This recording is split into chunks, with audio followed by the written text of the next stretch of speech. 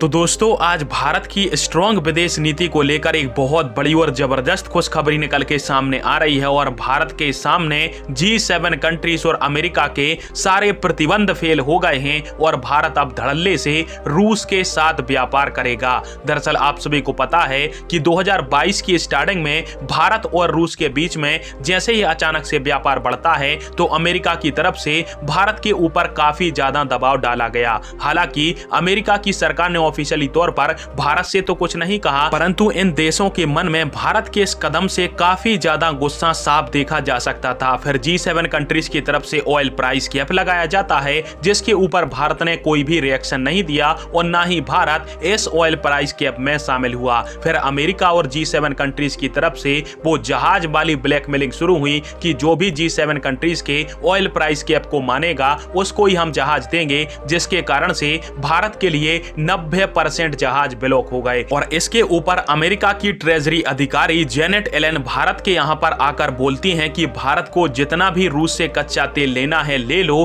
परंतु आप हमारे जहाजों का उपयोग मत करना। जहाज यदि आपको चाहिए तो G7 कंट्रीज के ऑयल प्राइस कैप को मानना ही होगा। और इस बात से यह बात साफ हो गई थी कि अमेरिका भी चाहता है कि भारत दबाव में ही आकर परंतु G7 कंट्रीज के ऑयल प्राइस कैप को माने, पर भारत ने नहीं माना। और आज भारत के जो तेल सचिव हैं पंकज जैन जी, उनकी तरफ से बहुत बड़ा खुलासा किया गया है और उन्होंने यह बताया, जो कि आप स्क्रीन के ऊपर स्क्रीनशॉट के रूप में भी देख सकते हो, कि अब रशिया से भारत को कच्चा तेल खरीदने में किसी भी प्रकार की दिक्कत नहीं आने वाली। साथ में हमारे तेल सचिव जी ने यह भी बताया कि शुरू में हमें काफी ज्यादा दिक्कतों का सामना करना पड़ा क्योंकि रशिया के ऊपर नए नए प्रतिबंध इंपोज किए गए थे, परंतु ना अब G7 कंट्रीज का ऑयल प्राइस कैप और ना ही कोई और प्रतिबंध भारत को रशिया से कच्चा तेल खरीदने से रोकेगा। वहीं पर शुरुआत में हमें पेमेंट को लेकर थोड़ी बहुत समस्या आ रही थी, परंतु रूस की सहायता के पश्चात अब पेमेंट की जो सारी दिक्कतें हैं वो दूर हो चुकी हैं और अब धड़ल्ले से रशिया का जो कच्चा तेल है वो भारतीय रिफाइनरी तक आएगा। फिलहाल में इस समय भारत ने जो अपनी विदेश नीति अपनाई है उसके लिए आप सभी 10 में से कितने अंक देना चाहोगे, कमेंट बॉक्स में फिर आप इस दीजिएगा। वीडियो देखने के लिए धन्यवाद।